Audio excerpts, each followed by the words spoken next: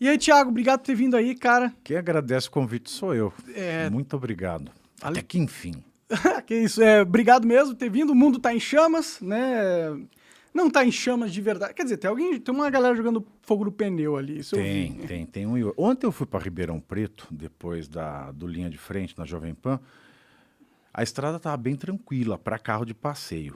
Né? De São Paulo a Ribeirão, nem na ida nem na volta, não encontrei nenhum incêndio. Só família, meu caminhoneiro com família na estrada.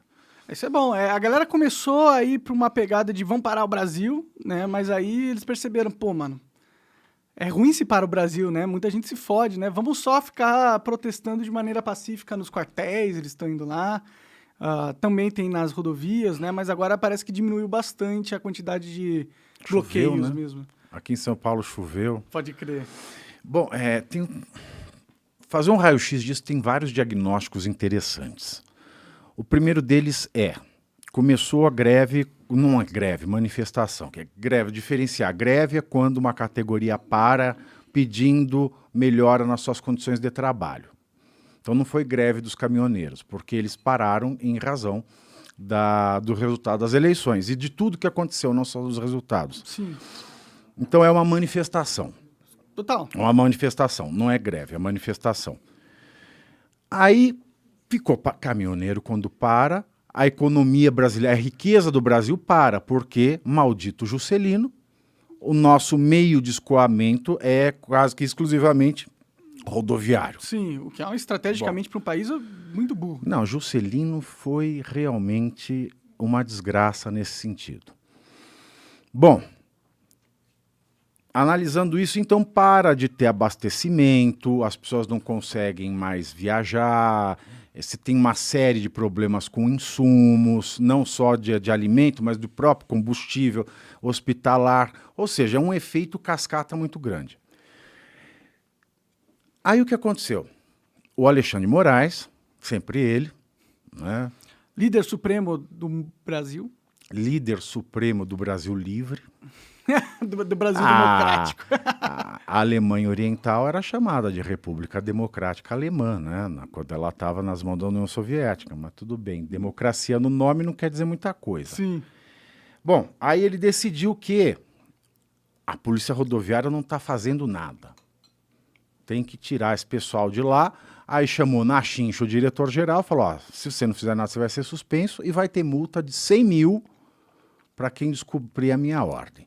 E ainda vai poder usar o choque da minha mãe ligando, ela ligou o dia inteiro hoje, mas eu falo com ela depois.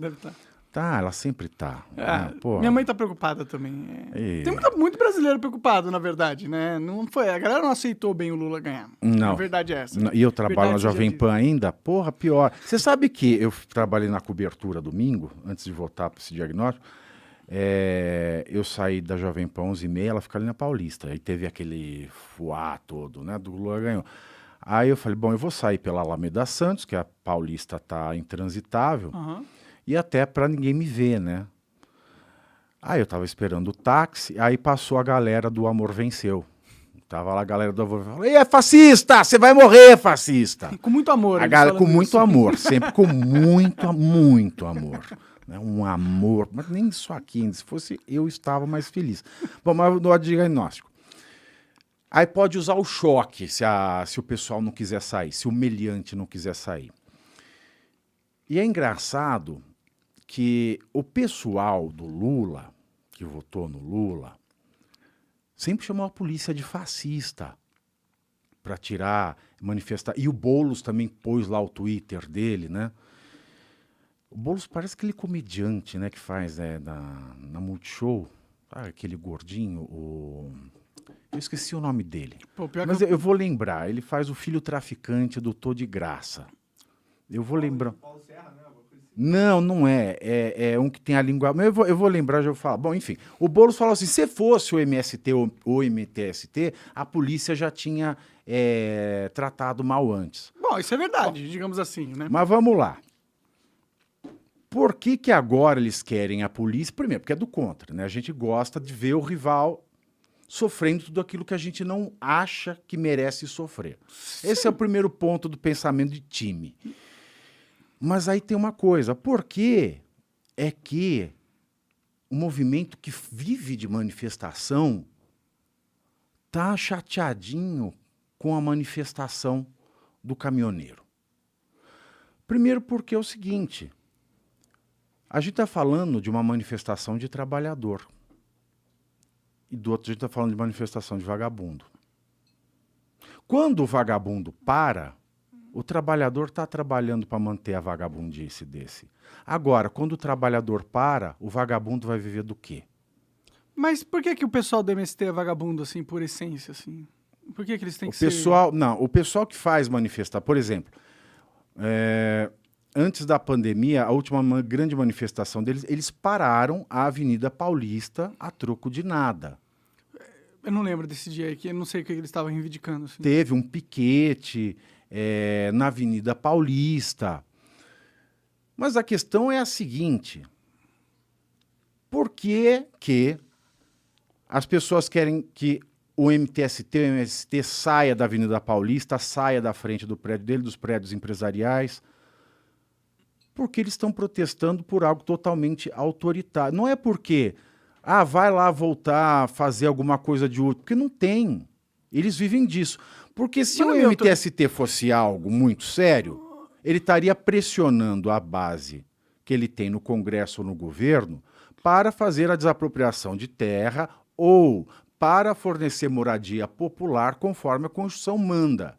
Ninguém pode praticar autotutela nesse país.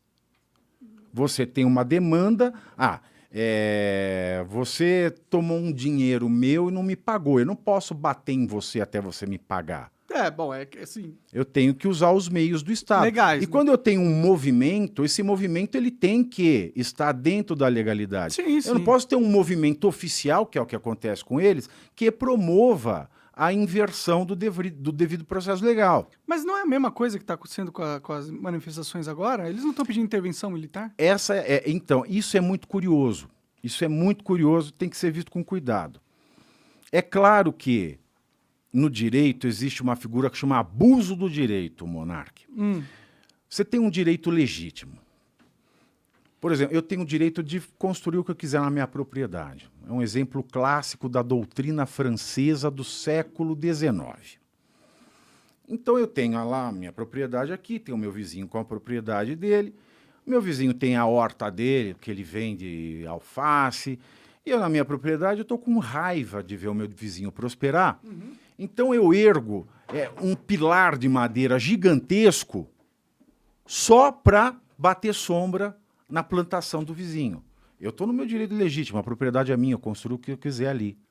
Mas aquilo só prejudica alguém. Então, é um direito legítimo, mas exercido de maneira abusiva, e todo direito, mesmo que legítimo, exercido abusivamente, se torna um ato ilícito. Esse é o abuso do direito. Toda manifestação que quer causar um impacto na sociedade causa algum tipo de prejuízo. Porque senão você fica em casa, você fica igual o Che Guevara de apartamento, que é aquele cara que fica achando que vai matar o Mussolini com tuitada. Bom. Então, para você fazer uma manifestação, é o que mais tem. Eu falo que você tem estúpido dos dois lados. Você vê, tem gente na manifestação hoje, lá no Sul, em Santa Catarina, se não me engano, fazendo saudação nazista enquanto cantava o hino nacional. É o famoso nazista caboclo. É aquele que Hitler já teria matado antes dele falar oi. Dizem que tem uma saudação militar que é parecida, né? Aí começa, entra naquele que, mas tudo bem. Aí a disputa da narrativa. Né? Pra que fazer uma coisa? Porque é só pra criar, é só pra causar, entendeu? Não precisava, não precisa né? fazer. Não precisava. Exatamente. Pra eles é ruim. Aí, do outro lado, tem o Che Guevara de apartamento. Nós chegamos em que lugar? Nenhum. Mas voltando à questão que você me fez. Por que o dos caminhoneiros agora é diferente? Toda manifestação causa impacto se ela quer chamar a atenção das autoridades. Mas esse impacto, ele não pode ser um impacto criminoso. Por exemplo, eu quero me manifestar e a minha manifestação tem que agredir alguém em praça pública. Não pode. Sim. Agora, o que o caminhoneiro tem feito no Brasil, tirando a paralisação os imbecis que queimam pneu, estão fazendo realmente arruaça, que não é a regra. felizmente não é a regra, eles estão parando de trabalhar, deixando o caminhão encostado com um espaço para passar veículo de passeio, ambulância e ônibus intermunicipal. O maior problema dessas manifestações era proibir as pessoas de irem e virem. Exato. Então, assim, as pessoas, quando está ok... Agora, uma manifestação do MTST, do MST, é para ocupar o espaço público para que ninguém possa ocupar mesmo. Então não tem meio termo. Você não pode entrar, no último que teve na Paulista, você não podia entrar para... eu vou entrar, tem horário para trabalhar. Foda-se. Não pode, está ocupado, está dominado. Segundo, eles fazem isso para qualquer motivo. Eu vou desligar, porque senão eu não vou ter condição de falar. Agora, nesse caso do caminhoneiro, o que aconteceu? Nós tivemos algo inédito no Brasil. É por isso que é difícil falar, né, que eles não têm razão. O que aconteceu na eleição? O Lula ganhou, ok, mas não é só isso. O Lula poderia ter ganhado ou perdido. O problema é que no processo eleitoral a gente teve afrontas descaradas à democracia brasileira. Isso é inegável. Aí você olha o STF. Uma hora não pode prender antes do trânsito julgado. Depois pode. Depois, quando chega a vez do Lula, não pode mais.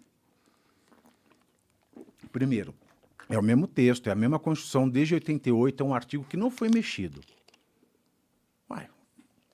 88, 30, menos de 40 anos é o mesmo texto. Como é que pode, não pode, pode de novo e não pode mais uma vez? Como que o texto é o mesmo, a interpretação o texto é o mesmo, né? A realidade e muda é a pelas mesma. mesmas pessoas que interpretaram. Exatamente. Né? Nesse último caso foram as mesmas pessoas. Esse é um exemplo. Depois um outro exemplo. Em 2009 o STF revogou, né, ele falou que a lei de imprensa, que era de 67, não foi recepcionada totalmente pela Constituição. Que a Constituição, ela garante a liberdade de expressão, ela não modula, qualquer tipo de modulação tem que ser feita pelo Congresso Nacional, de acordo com a Constituição, e quem faz uma modulação é só o Congresso, porque o Judiciário não pode criar regras. Bom, esse problema está aí desde 2009. 2009 derrubaram a lei. Não pode ter. E o que a lei de imprensa falava antes? Ela punha regras para responsabilizar a imprensa. Ela fala, se falar mal de autoridade, tem que pagar tanto. Que é absurdo, né? Aí derrubou em 2013, 13 anos depois, o número é muito engraçado, né? Muito cabalístico e muito... É uma coincidência muito grande. Chega na época da eleição... E veja, a fake news nós estamos discutindo no Brasil já faz 5 anos. Não é um assunto de agora. Começou a eleição agora, o que eu vou fazer com a fake news? Sim, sim. Isso já podia estar decidido lá atrás. Mas o Congresso não fez nada. Aí chega nesta eleição, o que faz? O mesmo ministro, que foi o caso da Carmen Lúcia, que derrubou a lei de imprensa falando que o cala-boca já morreu, nessa falou, olha, o cala-boca já morreu, mas deixa ele falar um pouquinho. Porque se nada daquela lei era recepcionado, o que foi montado no TSE, que foi a verdadeira comissão da verdade, chegou a denúncia, não vou nem citar, já vou mandar, já tomei a decisão. Além de você ferir o devido processo legal, que aí ferir o processo legal, acabou com o Estado de Direito, acabou a democracia. Se eles podem passar por cima da Constituição, já era. Né? Aí então volta agora esses dispositivinhos lá da lei de 67 que eu derrubei há 13 anos atrás. E o povo assistindo isso. Eles fazendo isso à luz do dia, debaixo de um poste ligado. Sem corar. Terceiro ponto. A lei eleitoral fala que o TSE só pode fazer resolução sobre as eleições regulamentando regras feitas pelo Congresso. Porque o Congresso só pode fazer regra até 1 ano antes. Se ele fizer um dia a menos que 1 ano antes para valer na próxima eleição, não vale, é inconstitucional. E as resoluções, que não criam regras, só regulamentam as regras, elas podem ser feitas até o dia 5 de março. E a última grande resolução que deu poderes ao TSE foi da segunda semana de outubro. E o povo vendo isso. Antigamente, eu não sei se isso acontecia, mas não tinha isto aqui. O povo não ficava sabendo. Sim, Fez, aconteceu. Para você saber de um processo contra um candidato, de uma coligação de outra, você tinha que ser advogado. Você ia lá no fórum, apresentava a carteira do OAB e tem processo ainda que se você não fosse o advogado do caso, você não via. Hoje todo mundo vê tudo a qualquer hora. Pode crer. Então eles fizeram esses três movimentos Como insanos. que eles têm coragem? Como que eles podem, eles sabem que eles vão... Eu faço a mesma pergunta. Como que eles nada têm coragem? acontece? Por que o Senado fica vendo, eles desrespeitando a Constituição e fica... Esse é o segundo ponto. Tinha alguém no Senado trabalhando enquanto o TSE estava fazendo isso? Não, estava todo mundo fora fazendo campanha. Pode crer. Pode crer. Então foi esse negócio de campanha mesmo. Os caras focaram e foda-se as constituições. Aí nós temos o presidente que é candidato, nós temos um Congresso que está cagando para o povo, estão pensando em se reeleger suas bases, no orçamento. Tanto que a única declaração, depois de todo mundo lá aflito, quem pode parar esse desmando? O Congresso. Qual foi a primeira declaração que se ouve do Congresso? Ah, se o Supremo derrubar o orçamento, eu derrubo deles. Eles estão preocupados com o orçamento. Entendi. Esses filhos de uma puta estão preocupados só com o orçamento. Então o Supremo está livre. Por quê? Porque a gente tem um bando de lei de merda, que são contraditórias, uma Constituição ampla pra caralho, Sim. um Congresso que passa 4 anos não resolve o que precisa ser resolvido, porque o assunto de fake news não é que nem estava lá na decisão do Moraes, da Carmen Lúcia. Ah, é um momento excepcionalíssimo. Não, já se sabia disso. Sim, mas você acha que... Você não acha que esse negócio de fake news, essa preocupação que a galera tem com isso, não é só uma desculpa para eles fazerem o que eles estão fazendo mesmo? Totalmente. Que isso sempre existiu. Está lá no Eclesiastes, né? Não há nada de novo sob o sol. E tem o Essa de Queiroz também no livro Cidade e a Terra, não há nada de novo sob o sol. E o acontecimento é apenas a eterna repetição dos males. Então a mentira sempre existiu. Sempre. Você vê mentira em peça de Shakespeare. Antes de Cristo, você vê mentira para você ganhar cargos políticos nas farsas de Plauto. Então todo mundo sabe que a mentira sempre existiu. Tem mentira até na Bíblia, né? Tem mentira em todo lugar. Sempre foi um problema. O problema é que hoje nós temos esta ferramenta de novo, né, que é uma grande novidade, que se você coloca a mentira, você não precisa mais de propagador, ela se propaga sozinha. E ela se propagando sozinha, além desse fato, que já é algo preocupante, ela não tem barreira geográfica. Ela se propaga sozinha na velocidade da luz para todos os cantos do mundo. Sim, sim. Você não consegue mais segurar. E mesmo que você tenha que desmentir, como é que o desmentido, você vai saber que teve o mesmo alcance que o mentido? Não dá. Então, é uma preocupação. Mas isso aqui também não é novo. Tem no mínimo, tem mais, mas assim, popular do jeito que está, 10 anos. Por que só agora, né, os ministros falam, temos um problema novo, excepcional. Excepcional, 10 anos. É que agora foi que eles perceberam que isso aí muda as eleições pra caralho, assim. Tira o poder deles, desestabiliza o sistema de controle que mas estava eles se não perpetuando há podem. É um décadas. problema que já existe, o Congresso devia ter resolvido. Se não Mas tivesse dá pra resolvido... resolver? O que resolveria isso? Dá. Tem solução jurídica dentro do devido processo legal para tudo. Então você veja, só para responder o caminhoneiro e fechar essa volta ao mundo que nós demos aqui, eu, na verdade, que eu não paro de É falar... uma conversa, né? O que aconteceu? O povo viu, por quê? Perderam a vergonha, a Constituição sendo tratorada por quem deveria proteger a Constituição. Ora, quem tem que defender a Constituição tratora, rasga a Constituição, Isso não é um golpe? não só a Constituição, a lei eleitoral, a ética, a moral, tudo. E fizeram isso na cara de todo mundo.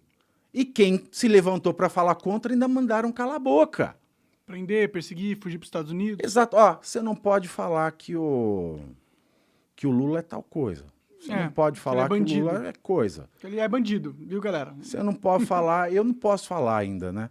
Eu também não posso entender. Eu não sei se vão ricochetear, porque eu trabalho na Jovem Pan, não sei se vão ricochetear Na Jovem como Pan. extensão. É Então eu verdade. prefiro, como diria a Copélia, prefiro não comentar. O lado de bom de perder tudo é isso. Não tem mais o que tirar de mim, né? Então, Exato. eu sou mais livre. E chegaram ao ponto de mandar dizer que o Lula é inocente. Ora, tecnicamente, na ficção do direito, ele é inocente, como qualquer pessoa é inocente. Mas a palavra inocente, ela tem vários tipos de funções. Mas ele não foi inocentado.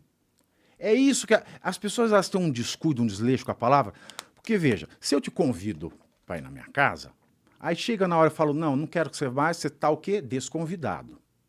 Sim. Né? E eu faço a mesma correlação com a palavra condenado. Mas não houve uma descondenação, houve a anulação de todo o processo.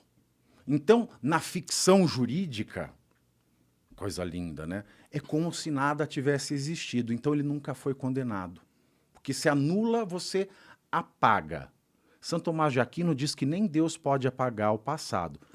Mas a coisa julgada do STF pode. Olha que coisa maravilhosa. Mas é só de mentira, é só de fachada. As pessoas que não são completamente bitoladas pela mídia, elas entendem que o Lula pode ser inocente juridicamente, mas existem muitos outros significados da palavra inocente que não necessariamente necessitam de você ser inocente ou não na justiça. O povo julgou o Lula, pelo menos a maioria das pessoas, julgou ele como culpado perante as evidências no tribunal da opinião pública. Então, na opinião pública, ele não é inocente, ele é culpado. Por mais que ele seja inocente na opinião jurídica. Mas aí a gente tem que ver, num mundo onde o STF passa por cima da Constituição, qual é a opinião que vale mais? A do STF ou a do povo? Exato. Eu acho que é do povo aqui, nesse momento. Por exemplo, a campanha do Lula, que entrou com aquele monte de ação, e o advogado dele, o Cristiano Zanin, é um gênio. Né? As pessoas podem não gostar dele, mas ele, na minha opinião, é o melhor advogado do Brasil. Caramba. Ele é o melhor advogado. Ele é um gênio. Ele é um gênio. Esse monte de ação que foi ingressada, inclusive para impedir que o Lula fosse chamado daquilo que o povo acha que ele é, porque juridicamente ele não é, tem uma peça de propaganda eleitoral obrigatória que fala assim, goleiro Bruno, doutor Jairinho, Flor de Lis, esses bandidos são os amigos do Jair Bolsonaro. Pode ter da esperança. Essa era a propaganda. Mas tem um detalhe aí. A campanha que está pedindo para não chamar o Lula daquilo que o povo acha que ele é, porque juridicamente ele não é, ele está chamando 3 pessoas da mesma situação que ele. Porque o Jairinho não teve júri ainda. A Flor de Lis também não foi para o júri ainda. Então eles são inocentes. Pode crer. E o Bruno, goleiro, ele cumpriu pena. Porque ele já podia, né? Cumprir pena em segunda instância. Não valia ainda. Não tinha desvalido ainda a regra de poder depois da segunda instância. Ele ainda tem pendente no STF, pasme, Monark, recurso extraordinário. Portanto, ele ainda não é culpado. O que é um recurso extraordinário? É o último recurso possível de se fazer dentro de um processo. Tem a ação, a defesa, sentença, recurso, 1. Aí tem lá o grupo lá do tribunal decide, aí tem o acórdão.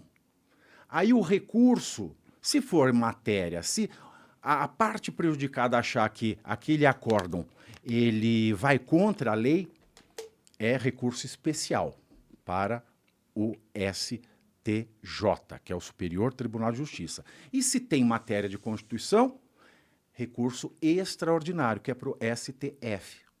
Às vezes tem afronta dos dois. Então tem ao mesmo tempo recurso especial e recurso extraordinário. Então o recurso extraordinário é o último recurso. E no caso do Bruno, o recurso extraordinário ainda não foi julgado. E se não foi julgado, da mesma maneira que o Lula, ele é inocente. Pode crer. Então, se eu falo para você que o goleiro Bruno é inocente, aí eu falo assim, a pessoa assim, não, é inocente, ele foi inocentado. Aí dá uma ziquezira no STF, anula-se o júri do Bruno por algum vício processual, que foi o que aconteceu com o caso do Lula. Não foi nem análise de prova. Teve um vício processual, anula tudo, apaga.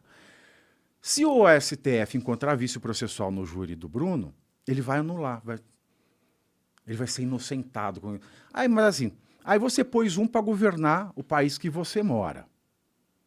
Aí o outro acontece a mesma coisa. Você toparia ir no sítio com ele sozinho assar uma carninha? Principalmente se for mulher, né? Mesma coisa, anula o processo do Abdelmaci. Você vai deixar sua mulher fazer uma inseminação com ele? Ele é inocente. Pode crer? Não, você Ele não é vai. inocente. Sim. Mas o povo quis que o presidente Não é fosse... é muito louco isso. E essa questão de descondenar, inocentado não foi, porque ele nunca deixou de ser inocente. E o Brasil, com essa questão da culpa após o trânsito em julgado, ele tem uma figura bizarra, que é o condenado inocente.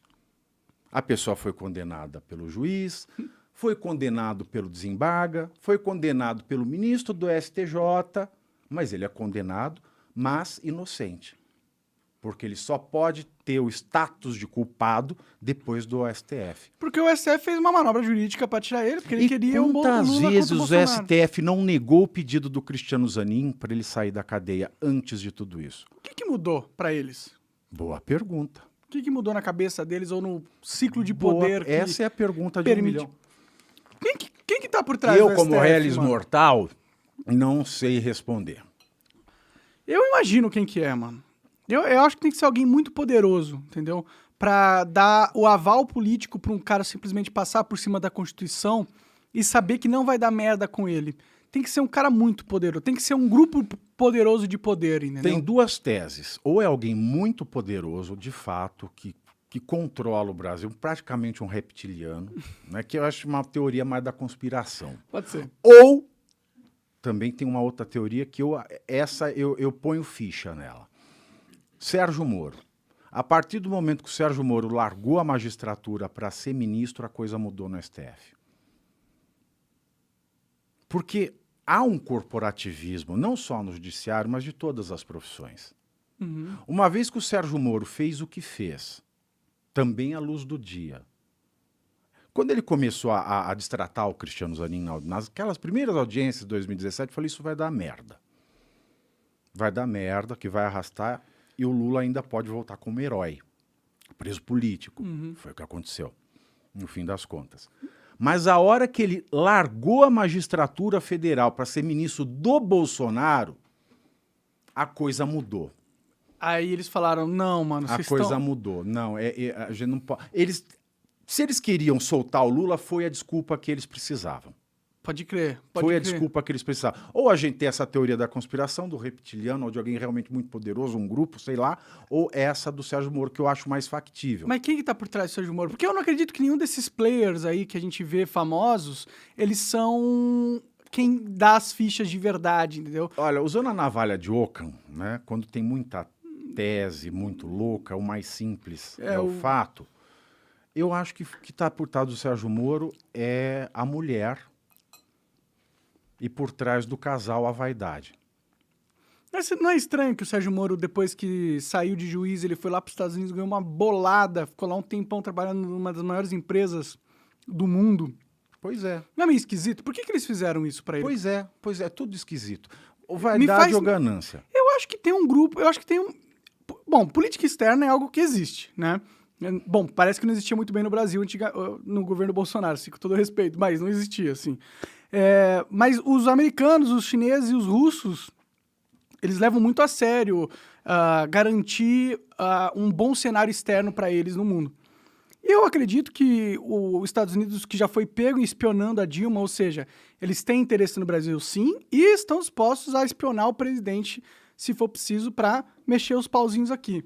Todo mundo tem. A Floresta Amazônia é uma caixa de Pandora, né? E de dinheiro, né? Exato. A indústria farmacêutica, que é a indústria mais poderosa do mundo, cresce o olho no Brasil por conta da floresta amazônica. Sim. Que a gente, muito bosta que não consegue desenvolver nada que preste, a não ser ficar falando de demarcação de terra, de oca, de uga-uga, de Ou coisas cortar árvore, né? que não conciliam a dignidade dos povos indígenas, porque eles são seres humanos. Todo mundo quer ter uma tecnologia, todo mundo quer ter uma facilidade, todo mundo quer estar inserido na sociedade. Se os índios eles têm terras, deixa empresas explorarem as terras deles e dar royalties para os índios. Eles vão ficar todos milionários E aí você vai ver Você a põe cultura aquele indígena. bando de compliance lá que qualquer empresa tem que fazer. Eu trabalhei muito tempo como conselheiro jurídico da indústria de papel e celulose. A exploração de celulose no Brasil, ela é reconhecida com selo verde dos 4 cantos do mundo. Dá para conciliar sempre as coisas. Sim. Dá trabalho. Mas esse povo não quer trabalho. Parece que eles não querem o desenvolvimento do Brasil também. É verdade. Isso é muito verdade. E geopoliticamente, eu acho que para os Estados Unidos faz muito sentido que a gente não se desenvolva. Por que ele vai querer ter uma potência igual a China, que a gente pode se tornar uma China da vida, né? Em pouco tempo, assim, 4 anos, se a gente quiser, É realmente. muito difícil. É difícil porque politicamente a gente não tem estrutura. Não, e também tem uma questão de educação técnica. Tem vários tipos de educação. Tem a educação erudita, tem a educação para a educação e tem a educação técnica. Então, na China, todo mundo tem algum nível de educação técnica para ocupar algum posto para o desenvolvimento que foi desenhado pelo partido. Aqui a gente tem empresa que não consegue, por mais desemprego que tenha no Brasil, não consegue achar gente qualificada para certos postos. Isso é um problema. É uma armadilha geracional que a gente se colocou. Né? Exato. E a gente fica nessas discussões estéreis, ideológicas dentro da educação. É a mamadeira de piroca. Kit gay, blá, blá, blá. Como que fala? A doutrinação dentro da escola, a doutrina zero. A gente fica discutindo o sexo dos anjos e o tempo passa. Esse povo está envelhecendo. Daqui a pouco nós vamos ter um monte de idoso que, se ficar mantida a Constituição, vai ter o seu direito à aposentadoria e não contribuiu em nada. Isso é um efeito cascata. Para quebrar o país, né? Exatamente. E a gente tem uns exemplos maravilhosos para a criançada. A criança que está no morro ou em áreas dominadas, não pelo Estado, mas por um coronel, por um traficante, qualquer coisa que não seja uma atividade lícita, ela vai crescer querendo ser aquele chefe, porque é o mais próximo que ela tem. Em regra. Faz sentido. Eu produzo documentário de true crime. Que é há algum tempo. Documentário de true crime? Documentário true crime, crime. True crime. A gente está trabalhando num grande com a... Eu não posso falar que estou com o NDA do canal, mas é um canal fudido. A gente já fez da Nardone, Suzana, assim, quilos. Eu já produzi mais de 100... casos espetaculares de crime que aconteceram. Exato. E a gente tem muito contato com a polícia, né, para fazer isso. A polícia do Rio de Janeiro, por exemplo, a que nos acompanhou durante um desses documentários, ela fala o seguinte: a regra tem, claro, sempre tem gente boa e gente ruim em todo canto, em todas as classes, de todas as profissões, de todas as idades, todos os credos. Mas, em regra, porque elas vivem no morro, sem saneamento básico, sem perspectiva de vida. É muito difícil, muito trabalhoso ir à escola em paz e conseguir estudar, porque não adianta você ir para a escola e ter que trabalhar num farol depois. Sim.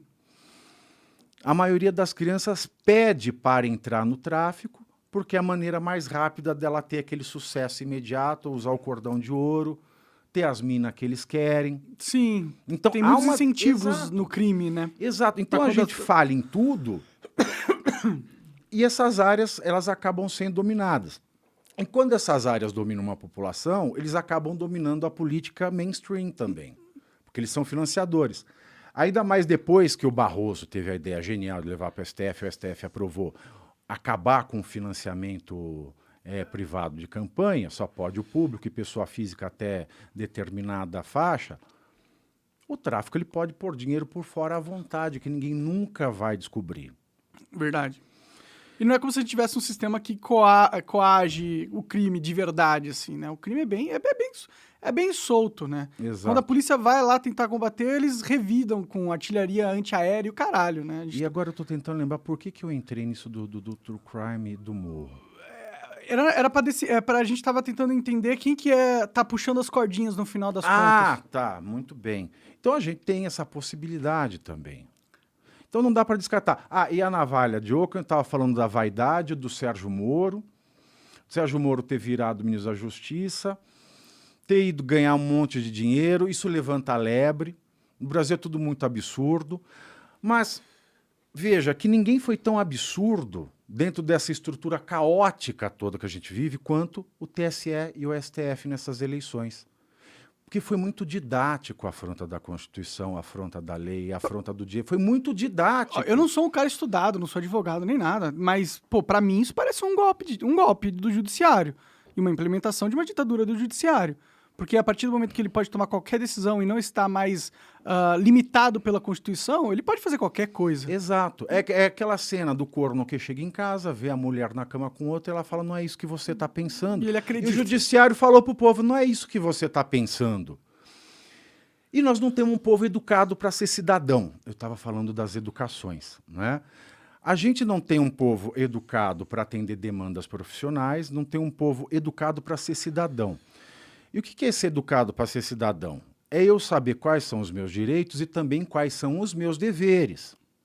E nós chegamos nesse ponto em que o povo viu, eu tenho direito a um processo eleitoral íntegro, que não puxe sardinha para nenhum lado, que respeite a Constituição, que respeite a lei. E não foi cumprido. Né? E ele viu isso sendo descumprido na cara dura. E aí, o que ele vai fazer? Por isso que eu entendo um pouco a galera que tá nas ruas pedindo intervenção militar. Porque não que eu tem acho o uma que boa ideia, né? fazer, monarca, não tem o que fazer. O que o povo vai pedir? Porque ele viu um direito seu sendo lesado na cara dura. E se hoje desrespeitam esse direito para o meu candidato, amanhã o que eles podem fazer comigo que não sou nada? Eu entro no sistema judiciário. Você tá na sorte. Então, aí dá aquele desespero. Aí vem aquele debate antigo do artigo 142. Né? Intervenção militar. O que diz o artigo 142? As Forças Armadas são compostas por Marinha, Exército e Aeronáutica. Então tá aí, a primeira lição do artigo. As Forças Armadas são essas três instituições. Sim. Marinha, Exército e Aeronáutica. Aí ele segue. Tendo como chefe supremo o presidente da República. O que quer dizer isso? Nada. Quer dizer nada. Tipo aquelas frases desgraçadas, infelizes, que quiseram copiar da Constituição dos Estados Unidos, mas que não serve para nada a não ser causar confusão. Por que não significa nada? Porque um presidente ele não pode falar assim, Forças Armadas, agora vamos lá no comitê de tal candidato, vamos lá... Matar todo mundo. Não pode.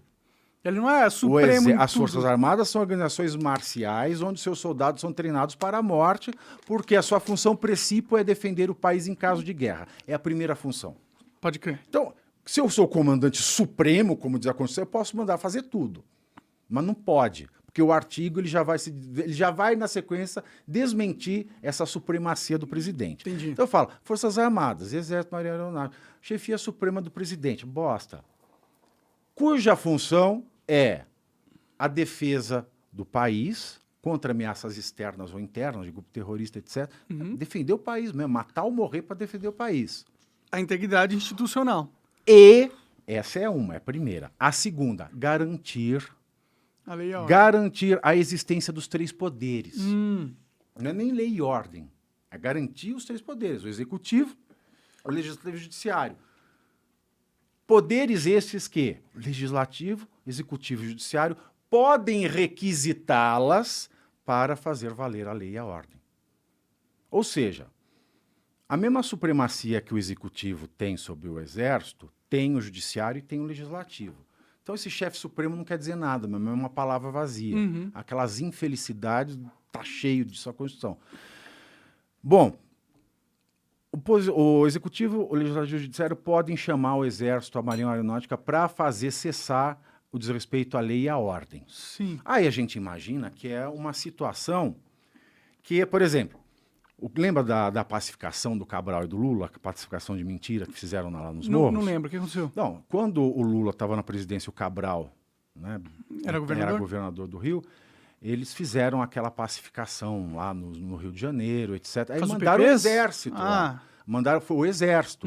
Porque naquelas áreas, né, alguma coisa acontecia que a polícia não dava conta e o exército foi chamado para restabelecer a lei e a ordem naquele local. Veja, é a aplicação constitucional. Mas o que ninguém nunca viu na história desse país foi, e se o desrespeito à lei e à ordem vem do executivo, do legislativo ou do judiciário. Aí não tem resposta. Aí o povo, num primeiro momento, se apegando àquele trecho, à autoridade suprema do presidente, não tem como saber que não significa nada aquilo. Aí ficava, presidente, chama o exército. O presidente não pode chamar o exército para os outros. E o problema é que quem tinha que interpretar isso é o cara que está passando por cima da Constituição e não tem mais credibilidade. Esse é o ponto, porque se eu falo que a lei está sendo desrespeitada, quem é que diz que a lei está sendo aplicada ou não? É o judiciário. Sim. E a função das Forças Armadas é manter os três. Ele não pode, mesmo que um deles seja a fonte, dizimar o poder, porque a obrigação dele é manter. Ele tem que acabar, não sei como, ele vai acabar com a lei, o desrespeito à lei e a desordem de um poder, preservando esse poder. Aí é mais uma ginástica que você tem que fazer mental. O Roberto Campos, ele tem uma obra que ele destroça a Constituição de 88. É muito interessante ler o Roberto Campos quando ele escrevia sobre a Constituinte. Bom, o que eu imagino que pode fazer? Quando o problema vem de um dos três poderes, dois poderes precisam se sentar, tentar resolver e, eventualmente, chamar o exército para ajudar a resolver sem acabar com o outro poder. Sim. Porque ele não pode deixar de cumprir a sua função principal antes de lei e ordem, que é garantir os três poderes. Mas isso nunca aconteceu. O Senado não tem podia resolver a jurisprudência. crise. A crise não piscar Não de tem olhos, case. Não tem case. Então, o que o povo está fazendo? O povo se viu tratorado, abusado, diminuído e, pior ainda, lesado por quem deveria diz protegê-los. o que é o direito, por quem deve proteger a Constituição. E se quem tem que proteger a Constituição rasga a Constituição, para quem que eu vou reclamar? Fudeu. Realmente não tem saída mais, né? Então é uma situação muito ingrata. Então você acha que... Bom, a gente viu muitas imagens dos protestos, das manifestações, e aí, num primeiro momento, quando chegavam os policiais da Policial Federal, da Rodoviária Federal, e também militares, eles chegaram e apoiaram os manifestantes, o que é inédito, assim, na minha opinião. Eu nunca vi. E é também um sinal que a instabilidade política, ela não está só no povo, mas também está dentro das instituições, né? Porque quando um policial ele apoia uma manifestação que pede intervenção militar, para quem não quer uma intervenção militar, é muito preocupante isso. E né? a polícia militar é militar. Sim. E o que é mais bizarro é que essa decisão também é muito bizarra. Porque para pensar, a polícia militar dos estados responde ao governo dos estados. Se ela responde ao governo dos estados, elas não respondem para um ministro. Do federal. Ou o ministro, ele chama as Forças Armadas, agora ele não pode dar uma ordem direta bypassando a Secretaria de Segurança Pública. E é muito engraçada essa decisão também, que ela fala assim, bom, a polícia não está fazendo o seu papel, a sociedade está sofrendo com isso, então vá lá, polícia, e se você não prender, se você não fizer alguma coisa, você vai pagar multa. Uhum. Policial, vamos trabalhar, sua função é essa, você não está cumprindo seu papel constitucional. Essa é a palavra. Imagina como seria bom o Brasil se ele também falasse, olha, polícia, se vocês não investigarem, não prenderem assassino, estuprador, estelionatário, perseguidor, Político corrupto. Ladrão, corrupto, vocês vão estar prevaricando, vocês têm que investigar direitinho e prender. Mas isso Aí tá, aí a polícia vai lá, investiga, etc, com recurso baixo, que tem ganhando pouco pra caralho, mas vai lá, ela faz. Aí prende, aí chega no judiciário, solta. Agora o caminhoneiro, choque nele. Nada faz sentido, esse é o problema. E não faz sentido por conta do Supremo. Primeiro que o Supremo ele não tem mais condição moral de impor que alguém cumpra a Constituição, porque ele mesmo não cumpre.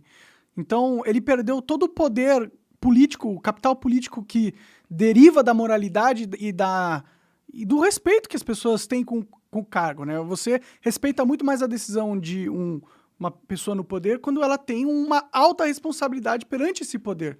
Quando ela tem uma baixa barra, nenhuma responsabilidade perante o poder, os comandos deles entram passíveis a serem duvidados, questionados, né? Sim. Então, para mim, na minha visão, a gente está à beira de um colapso institucional, onde é possível a gente ver no futuro, daqui 1, 2 anos, decisões do STF sendo expedidas e não sendo cumpridas mais por facções dentro do Estado, entendeu? Exato. Então, é um colapso eminente, na minha opinião. São facções institucionalizadas ainda, porque a gente tem as facções criminosas, mas que não são institucionalizadas. A gente tem facções institucionalizadas e que nós pagamos por ela. Sim. Olha a inversão de poderes. E quando o Lula ganhou, né? Aí começou o festival de besteira. Eu votei pelo respeito às instituições. Tá. Então a gente tem que respeitar as instituições. Mas as instituições também têm que se respeitar. Porque se uma instituição não se respeita, eu não tenho que respeitar. Sim, é uma via de mão dupla, né? Exatamente. Outra coisa, a democracia voltou ao Brasil. A democracia voltou para o Brasil. O Lula foi eleito como? Por eleições democráticas. Tá, então qual parte que eu perdi que não tinha democracia no Brasil? E outra, o que é pior, ele venceu, eleições democráticas, venceu, tá certo, ele venceu. Mas o processo eleitoral foi realmente democrático, conforme diz a Constituição? Então, a pessoa não sabe o que fazer, então ela está apelando a tudo, está apelando a Deus, ao cacique, cobra coral, e o STF está lá. Tem um quadro do Magritte, que está lá no Museu de Bruxelas, é famoso, ele pinta um cachimbo e ele escreve embaixo, isso não é um cachimbo. Então, o STF está lá com o desenho de qualquer coisa que não é a Constituição e escreve embaixo, isso é a Constituição. E ele espera que o povo acredite. Você acha que o Exército vai se movimentar de algum jeito? Ou ele vai manter nessa situação, assim? Não que eu esteja pedindo por uma intervenção militar, mas... O Exército não pode agir sozinho. Sim. Tá? O Exército ele tem que ser provocado por um dos 3 poderes. Agora, como é que se provoca o Exército, um dos 3 poderes, contra outro poder? Tem que ter 2 poderes. Tem que ter o Congresso e o Senado. Cadê o Legislativo? Mas também é uma hipótese, Uhum. porque isso nunca aconteceu. Veja que situação difícil. Já aconteceu a intervenção militar, né? Foram 12 dias de protestos e no 12º dia ocorreu realmente uma intervenção militar, né? Parece que é a estratégia da galera que está na rua agora. Eles querem causar uma comoção social tão forte que obrigue ao Exército a tomar alguma atitude, né? Mas a gente não tem essa saída hoje, a gente tem trauma dessa possibilidade. Sim. Né? O que ia ser um tempinho em 64 virou 24 anos. Sim. Quase 24, 25 anos, que teve a indireta do Tancredo, que foi 85, se não me falha a memória, então foram 21 anos. 21 anos. Então, veja, e o que difere o MTST é que ele tem uma causa legítima, né? As pessoas querem moradia, a Constituição diz que todo mundo tem direito à moradia, o trabalhador rural quer trabalhar, a Constituição Federal diz isso, então eles estão fazendo uma manifestação pedindo uma coisa que é factível. Sim. Agora, a situação do povo que está se manifestando agora por conta do processo eleitoral é que eles estão pedindo algo que é impraticável. Algo que realmente faça cessar, faça parar aquilo que está matando a democracia, Sim. mas que não existe uma resposta do que pode ser feito. É porque se eles realmente quisessem ir contra o Alexandre de Moraes meio que ignorando a Constituição, eles poderiam pedir um impeachment dele. Eu acho que se tivessem pessoas, essas milhões de pessoas que estão na rua agora, se elas, em vez de estivessem pedindo intervenção militar, estivessem pedindo o impeachment do ministro de Moraes e talvez eleições justas no futuro, talvez fosse uma pauta que todo mundo ia poder abraçar, e aí teria talvez mais força esse movimento. Exatamente. Porque eu não consigo abraçar um movimento que pede intervenção militar, entendeu? A gente não sabe o que é isso. Mas aí nós estamos falando de um ministro do Supremo, que é corporativista. Sim, sim. Ok? Uma coisa eu pedir um impeachment de um político. Político pedir impeachment de político. Outra coisa é o político pedir impeachment do cara que vai julgar o Congresso inteiro. Se o nosso Congresso for realmente ficha limpa, não tem problema, ele peita. Agora, quantos por cento do Congresso Nacional não tem medo de uma canetada de algum ministro do STF? Eu acho que depois que o STF pode dar qualquer tipo de canetada, eu acho que não importa nem se você tem alguma coisa suja no seu passado ou não. Eu acho que até um cidadão de bem que tá no cargo de... Isso é verdade. Ele vai ter medo do cara. Isso é verdade. Ele pode só inventar alguma coisa e me punir, e quem que vai contestar, entendeu? Então, a gente já está numa ditadura do judiciário, assim. Se a gente quiser olhar de um jeito ameno, a gente pode até tentar, mas não vai ser verdade, assim, entendeu?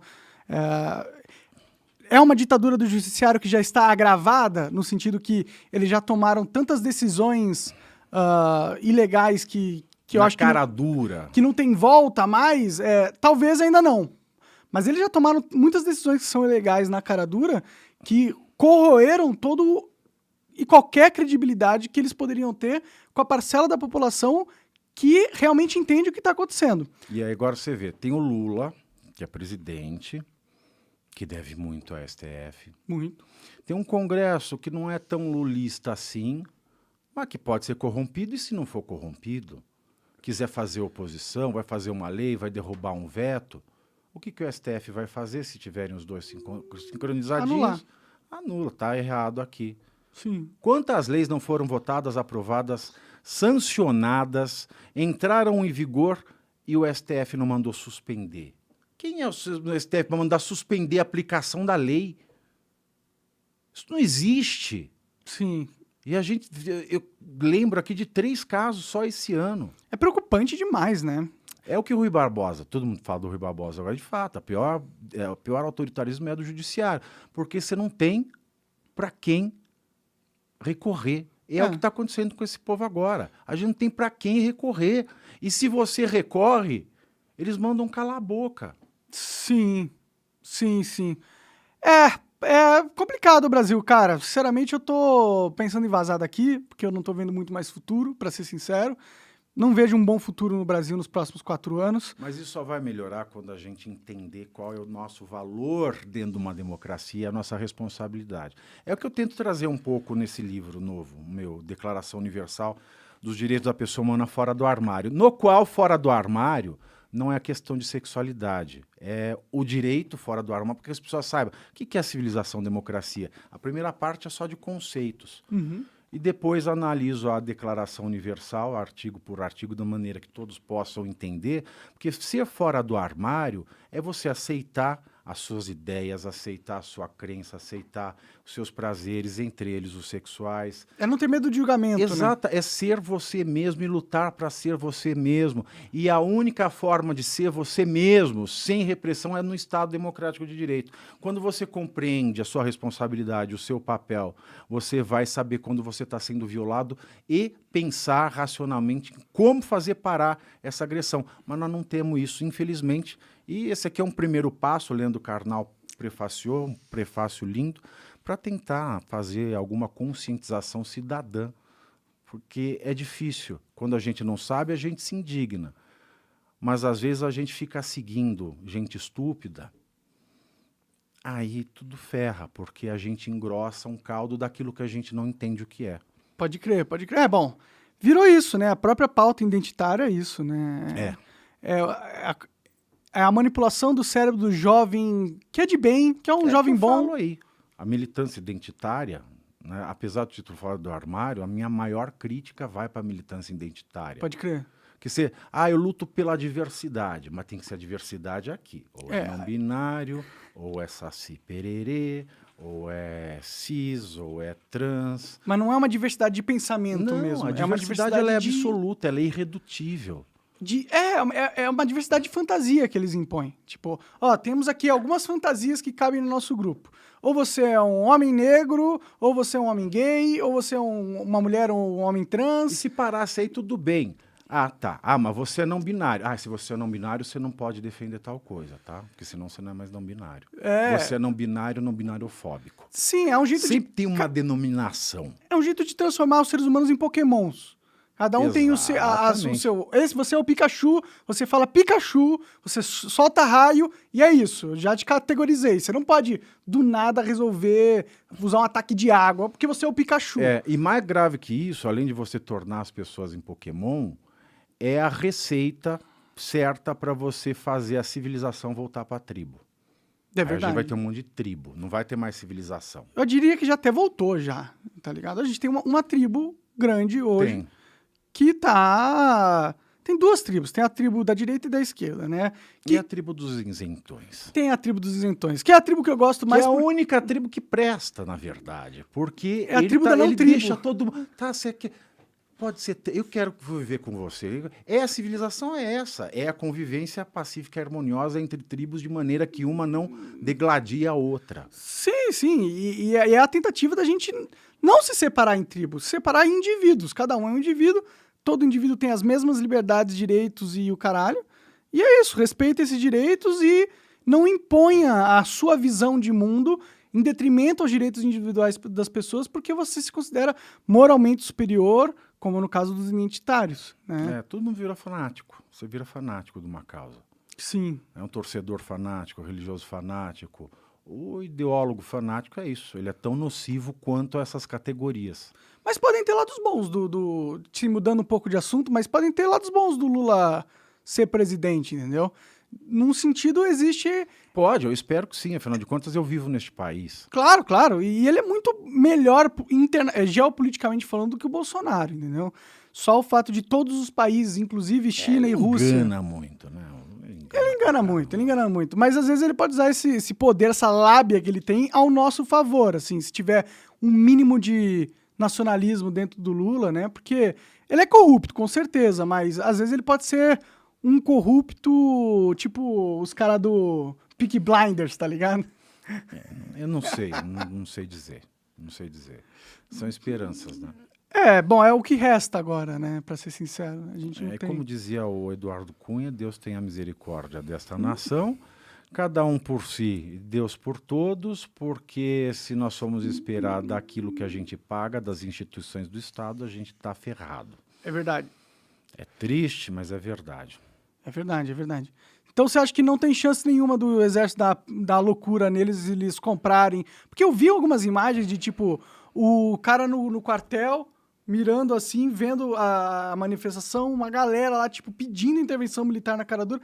Eu não sei, eu tenho medo que essa imagem, no imaginário coletivo do exército, vai ganhar muita força, entendeu? Porque você tem pessoas que, quando chega a polícia, eles aplaudem e falam: "Ei, polícia, legal, nós estamos do teu lado". Eu tenho certeza que esse movimento vai garantir muito apoio a esse movimento de intervenção, não tenho o que falar, é isso que eles estão querendo. Olha, eu tenho medo que isso possa acontecer, levar o país para um caos completo, entendeu? Porque as pessoas estão achando que a intervenção militar vai ser uma solução. Mas é que você não sabe o que vai acontecer. Não. A partir do momento que o exército entra e toma controle de tudo e eles viram o STF de hoje, você está trocando um STF, um cara que está ignorando a Constituição, por outro cara que está ignorando a Constituição. Então você não resolve o problema da sociedade atual, você muda o problema. Exato. É só isso. Exato, você vira para a torcida para outra. Logicamente, você acha que vai acontecer alguma coisa? Logicamente não. Mas sendo brasileiro, a gente sabe que se a lógica é essa, pode acontecer tudo menos o lógico. Sim. Também o lógico, pode acontecer tudo. Sim. O lógico é menos provável. E tem uma outra coisa também. Eu tenho dois nortes para responder coisas que eu não sei. Primeiro, estando no Brasil, o lógico raramente é o que vai acontecer. E segundo, se eu não entendo nada de um assunto, me pergunta a opinião, eu pergunto, qual é a opinião dos artistas? E dependendo da opinião deles, eu sei que aquela é errada.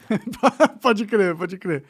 Bom, eu não tenho opinião também sobre o que vai acontecer, eu não faço a menor ideia, para mim tudo pode acontecer. Eu espero que a gente não entre nessa pira de intervenção, sinceramente, porque apesar dos problemas do judiciário, apesar de a gente estar numa ditadura do judiciário, internacionalmente pra gente, se a gente virar realmente uma ditadura militar, vai vir muita repressão. Não, mas a gente sendo uma ditadura judiciária já tem muita repressão da forma econômica, Que investidor põe um dinheiro num país que não tem segurança jurídica? Se amanhã eu posso... Ah, tá, você quer sair do país? Ah, tá, mas seu dinheiro vai ficar. É que esse argumento, não sei se funciona nesse caso, porque, por exemplo, muita gente coloca... nem vem. Tem muita gente que coloca dinheiro na Arábia Saudita, entendeu? E qual que é a segurança jurídica que você tem lá? Nenhuma, eles são uma família de imperadores, né? Isso Exato. que é. Mas eles ainda põem. A verdade é, dá pra fazer negócio sendo uma ditadura a questão é independente uma ou não. família de imperadores. A gente tem 11 imperadores no STF. A incerteza é muito maior. Bom, é verdade. Mas eles parecem estar bem unidos, viu? Eles estão bem unidos. Por enquanto. Por enquanto. Sim, vamos ver. O STF sempre foi conhecido por ter 11 ilhas que não se conversam.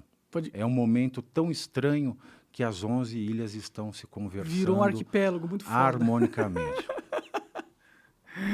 Preocupante, né? Preocupante. Não vamos deixar, então, uma mensagem otimista pra galera aqui hoje, né? Podemos deixar várias mensagens otimistas para as pessoas. O quê? Beba.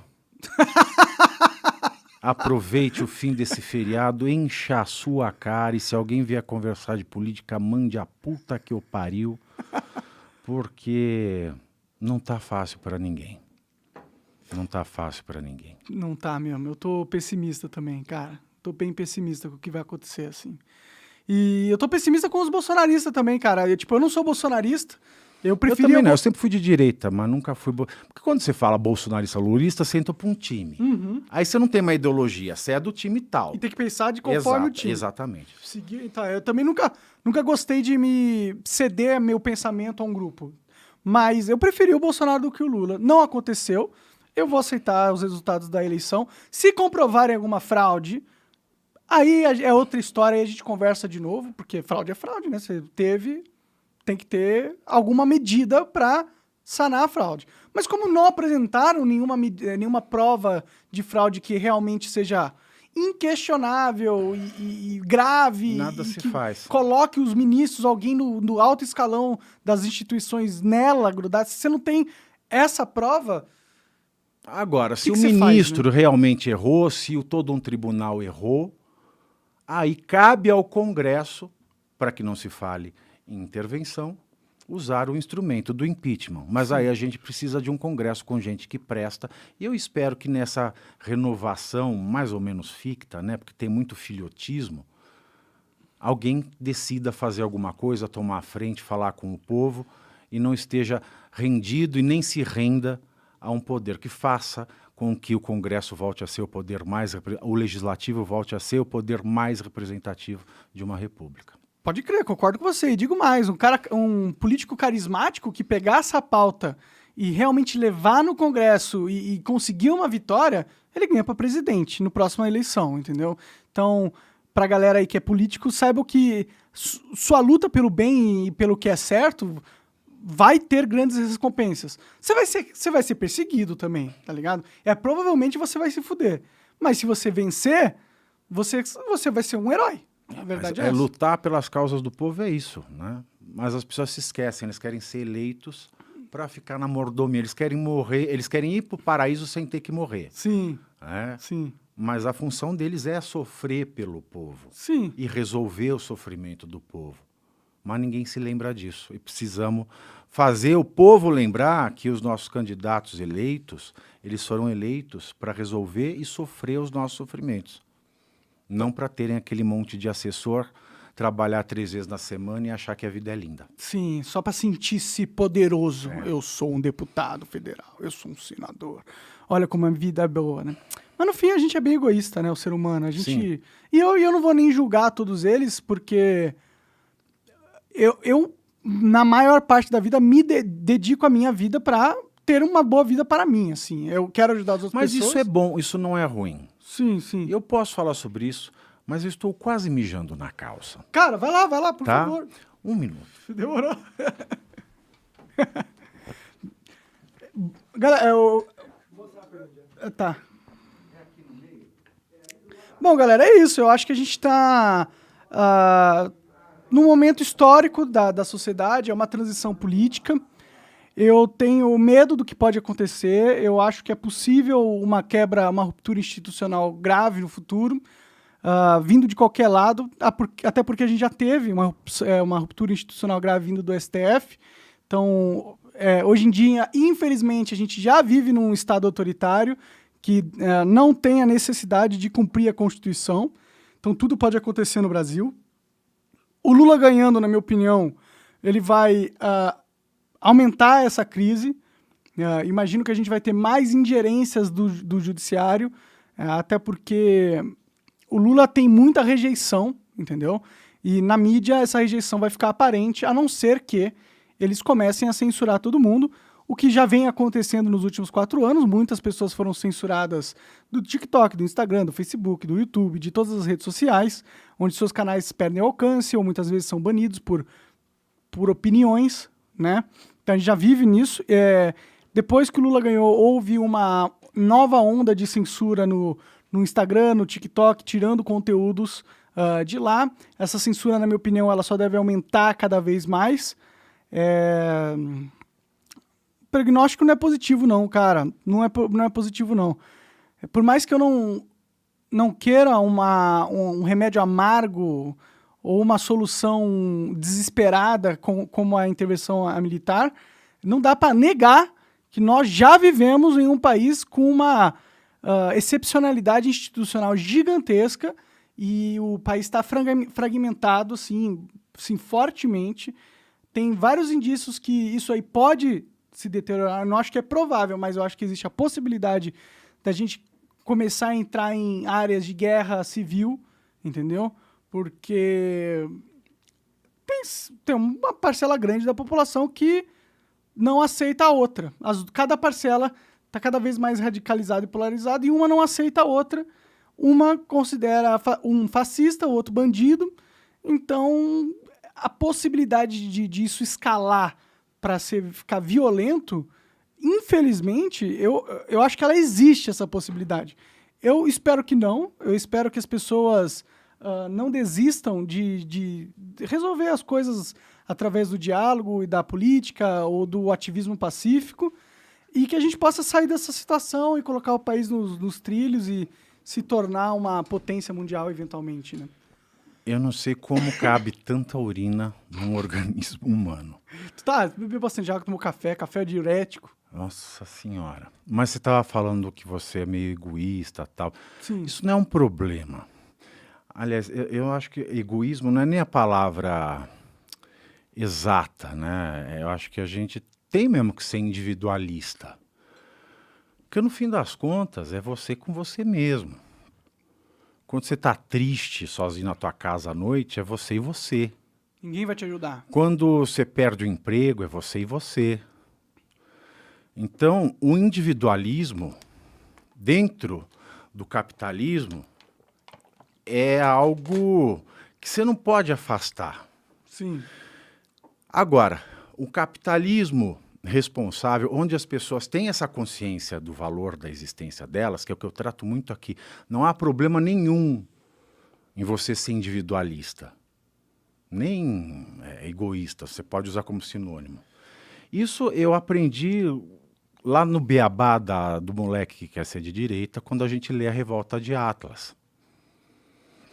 Porque quando você é responsavelmente individualista, você vai fazer o melhor para você, e fazendo o melhor para você, de maneira honesta, você vai estar fazendo o melhor para o seu entorno. Sim. Porque, eu sou individualista, eu quero que a minha empresa seja melhor. Se a empresa seja melhor, você vai contratar mais gente, você vai dar oportunidade para mais gente, você vai gerar mais riqueza. Mas não porque você quer necessariamente ajudar as pessoas, né? Não, mas ajudando você vai ajudar as pessoas, honestamente. Sim. Agora, quando você é individualista corrupto, aí você quer ajudar você em prejuízo das outras pessoas. Sim. Que é o caso do parasita. E, infelizmente, quando vai pessoas que têm um individualismo muito forte para a política, eles acabam não tendo essa noção. Porque a política, para mim, é uma área muito nobre do ser, entendeu? O problema deveria ser, por essência, necessita de uma nobreza de espírito para se ocupar aquela posição. É a noção original de aristocracia da filosofia grega. A aristocracia não é a classe dos mais ricos.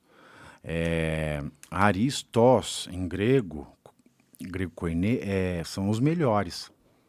Né? É o governo dos melhores, dos mais capazes, dos mais vocacionados. Sim, sim. Aí que depois foi se desvirtuando, aí você tem o filhotismo, aí vira família aristocrata. Na família tem um aristocrata, o resto pode ser uma merda. Aí você transforma a aristocracia em algo que ela não é originalmente. Sim, sim. E foi assim que a democracia foi corroída, né? A gente não coloca nas posições de poderes pessoas que têm um mínimo de respeito com a própria posição. Agora, é importante saber o significado de democracia, né, que é uma coisa que pouca gente sabe. E muito do que eu estou falando hoje desse livrinho curto aí, porque eu quis trazer esses conceitos que estão no debate de todo dia, de todo mundo, mas que ninguém sabe o que é. Democracia vai evoluindo com o tempo. Primeiro a gente tem lá todos os homens, cidadãos, né, todos os cidadãos de Atenas determinando como é que é a vida pública. Mas só era cidadão o homem ateniense, nascido em Atenas, livre, que não fosse rebaixado a escravo, mulher não tinha condição humana, então estava lá. Com a expansão dos direitos das pessoas e com a popularização, muito em razão da Revolução Francesa, você muda o enfoque, né? A liberdade da democracia antiga, que era a liberdade de agir conforme decidido pela maioria naquela assembleia, muda para se ter uma assembleia que respeite a liberdade das pessoas agirem. Então você muda, se inverte. Traz né? uma universalidade. Eu sou livre para agir conforme a democracia dita. Aqui eu passo na Revolução Francesa, a democracia tem que garantir o meu modo de ser livre. E aí ela tem uma terceira revolução, que é com a Declaração Universal dos Direitos da Pessoa Humana, que vem depois da Segunda Guerra Mundial, da ONU, 1948, que fala dos direitos fundamentais da pessoa. E é muito interessante, é uma análise que eu faço muito rapidamente aí também, por que nós temos direito? Direitos fundamentais. Sim. Isso é natural? Não, não é natural. Eu sou contra a escola dos direitos naturais. Eu acho isso um erro conceitual. Porque nós, seres humanos, perceba que nós somos o animal mais patético que vem.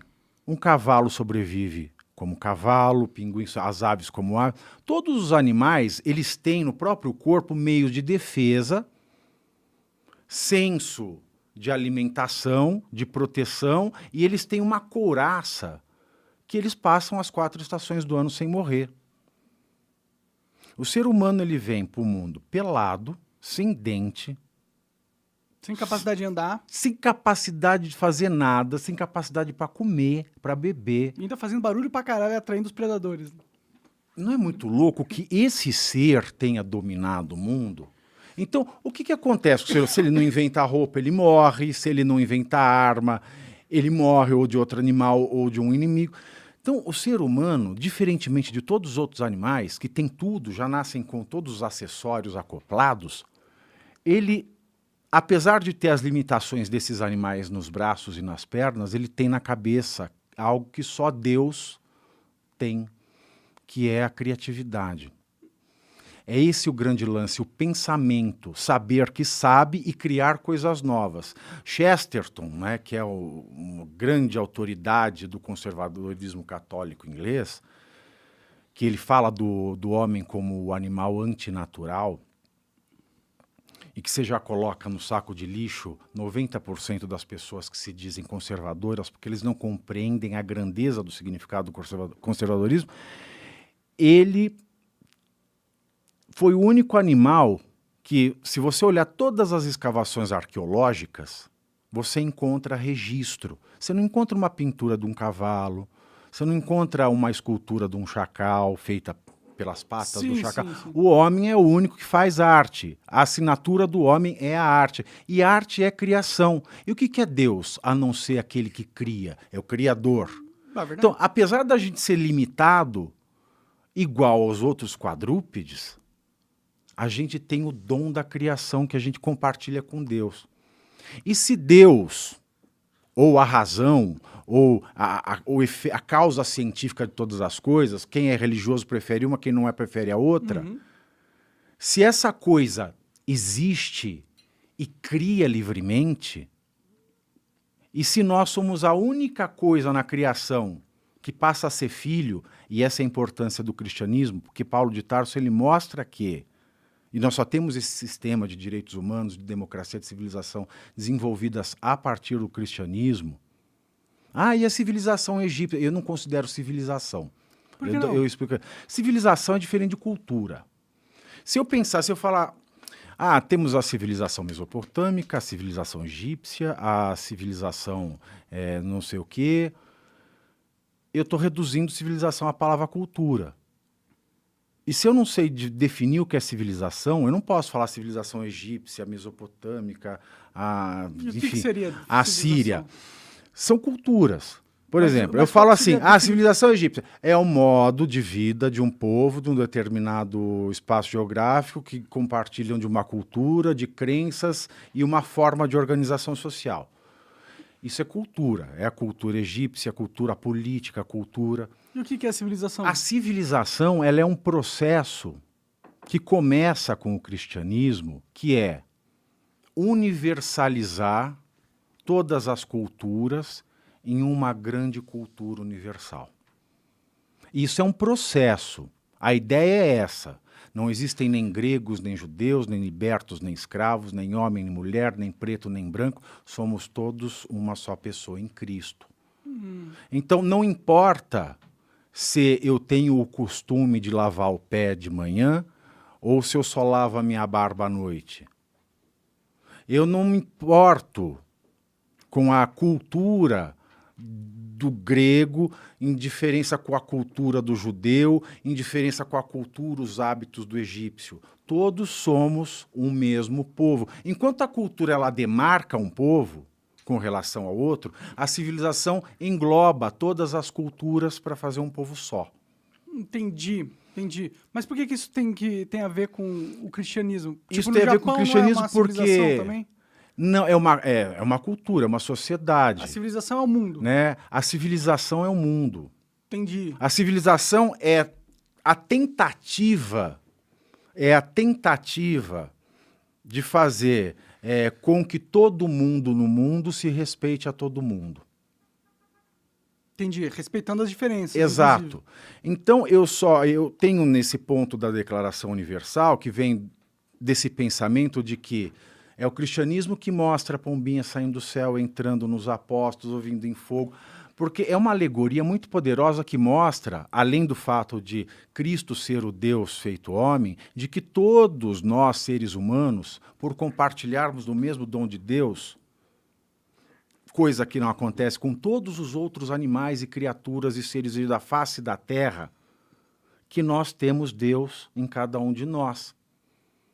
Se Deus é uma substância científica ou religiosa, Uma ideia, né? quando a filosofia cristã ela se impregna de fato na política, ela quer dizer que cada um de nós carrega um pouco de Deus. Mas como Deus é indefinível, cada um carrega uma parte diferente dessa substância que é de Deus, que nunca é igual a outra, porque Deus não tem que dar satisfação a ninguém.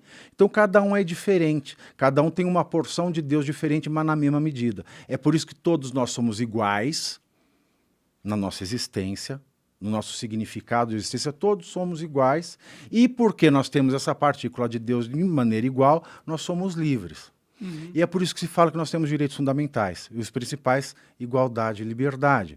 Porque quando nós vemos o ser humano como um ente divino, nós não podemos ser limitados, porque a nossa liberdade é divina, e a nossa liberdade não pode prejudicar a existência do outro ser divino, porque ele também não pode ser limitado. Então, essa equação harmoniosa que está por trás da Declaração dos Direitos Humanos. A partir desse momento, então, o que passa a ser a democracia? É um governo, uma forma de governo, que todos os cidadãos são convidados a participar. Como os países ficaram muito grandes, a gente tem que fazer isso por representação. Então, quem quiser está convidado a se candidatar para ser o representante. Eleito, ele vai correr a administração da coisa pública, da res pública. As pessoas são eleitas porque elas têm uma ideologia assim ou assado. A ideologia pode caber, tem ideologia que não cabe, tem ideologia que cabe, tem ideologia que pode caber. Mas independentemente, o conceito moderno, é aí que eu queria chegar de democracia, isso é mal de professor, é tentar construir conceito para chegar nele. É uma forma de governo em que todos podem participar. Se você quer ser candidato a representante, você pode, ponto 1.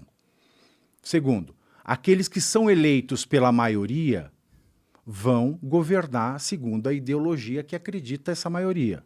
Mas respeitando os direitos tem universais. que se respeitar todos os direitos, inclusive dos derrotados. Sim. Porque todos têm o mesmo valor existencial, todos são iguais, são divinamente iguais e livres. É por isso que é um desserviço quando nós viramos lulistas ou bolsonaristas, porque a gente esvazia a nossa liberdade existencial infinita em nome de uma pessoa. Pode crer, pode crer. É o dividir para conquistar, né? Então a democracia hoje é isso. É um governo que todos podem participar, que são representados por as pessoas eleitas pela maioria, mas que não podem se descuidar, afrontar os direitos humanos, os direitos fundamentais. É muito mais do que coisa de bandido, não ser preso, carcerário, não carcerário. Eu acho que o direito humano mais importante, que é o que ninguém fala, é o direito de ser você mesmo. E por isso você pode ser individualista, desde que você não atrapalhe com a sua individualidade a individualidade do outro. Sim, com certeza, com certeza. E quem vai para a política tem que entender que ele tem uma responsabilidade com um coletivo muito grande, né? Vamos ver o que vai acontecer, Thiago. O ideal seria esse. Cara, obrigado por você ter vindo aí, mano. Imagina, eu que agradeço o convite. Tem perguntas? Vamos responder uma pergunta da galera, então. A pergunta aqui é do Gustavo Munhoz Granja. Ele falou o seguinte: precisamos que pessoas civis que sejam públicas incentivem / invistam tempo e dinheiro em plataformas capazes de fiscalizar e pressionar as instituições. Utilizar a tecnologia e a informação a favor do povo. Blockchain tá aí para isso. Acho legal. Você pode começar esse projeto, Gustavo. Manda ver, tá se for da hora, você é tão responsável pela democracia quanto eu, quanto o Monark, quanto a tia do Zap, né? Vamos se mexer, porque a responsabilidade é de todas nós. O problema que a gente tem nas democracias disfuncionais é que elas terceirizam a democracia. Alguém tem que fazer alguma coisa. Sim, sim. E a gente não... E ela é um problema de todos nós. Pode crer, pode crer. E é um problemão, viu? Tá crescendo a cada dia. Vamos ver o que acontece nos próximos dias.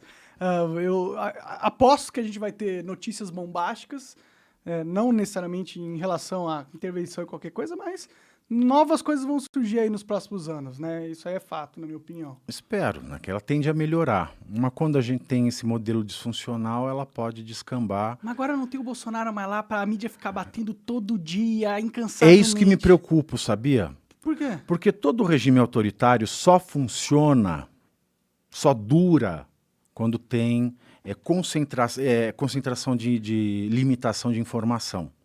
Você seleciona o que pode ser passado ou não. Sim. Se eu tenho amizade do poder com a imprensa, e se isso está muito bom e lucrativo para todos, decide-se, a gente não vai falar mais o que é de hoje, nós só vamos dar boas notícias agora. E aí que a Jovem Pan se dá bem. Exatamente. Porque ela vai ser... Mas ela precisa gozar da liberdade de imprensa que ela deveria ter. Gozou desde a redemocratização. E não está gozando porque está sendo censurada, né? O fato é esse, galera. A censura na Jovem Pan não acabou, inclusive aumentou conforme Lula ganhou. Para quem achou que isso ia acabar depois das eleições, meu irmão... Eu não sei se aumentou ou diminuiu, ela tá lá. Tá lá. É que muita gente foi banida do TikTok, do Instagram, do Telegram. Eu vi muita gente reclamando assim. Estão fazendo a limpa nos bolsonaristas. Sabe por que muita gente, você fala com gente mais velha, por que era bom na época do regime militar? Porque as pessoas só tinham notícia boa dessa época. Faz sentido. Ao jornal publicar alguma coisa, ele não saía. o jornalista morria, sumia, mas só saía notícia boa. Então você fala, nossa, o país era bom naquela época, Pode né? crer. Que você não podia ler notícia ruim. Aí não tinha notícia ruim, não se registra nada, você vai lembrar daquilo como uma maravilha. E é por isso que os autoritarismos se perpetuam. Porque a pessoa acha que está tudo legal. Sim. É um problemaço isso. Quando a mídia se dá bem com o governante, isso é muito arriscado. É muito bom, é até muito bom que a maioria da mídia se dê mal com o governante, porque a marcação em cima dele vai ser tão acirrada que ele pode fazer merda, pode ser corrupto, mas autoritário ele não consegue ser. Pode crer. E quando for corrupto, o nego vai cobrar e vai perder pontos políticos e tal.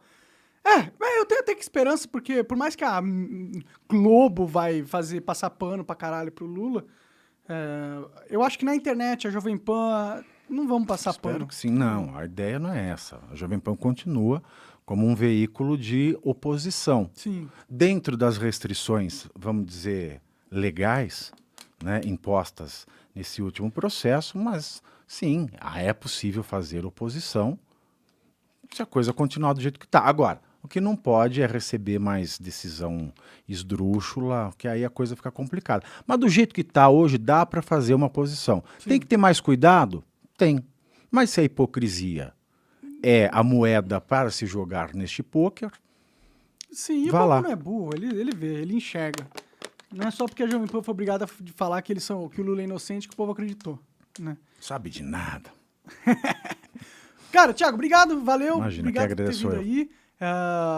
Vamos fazer mais vezes, trazer uns colegas aí pra gente conversar junto. Boa, vamos. E quer falar alguma coisa? Deixar a rede social? Alguma mensagem final? A rede social é arroba Pavinato, P-A-V-N-A-T-T-O, como meu nome. Meu último livro, o anterior é o Estética da Estupidez, esse foi lançado agora em outubro, prefácio do Leandro Carnal, tá sensacional, tá muito bom esse livro mesmo, muito orgulho de tê-lo escrito. E cursos no link do meu perfil do Instagram.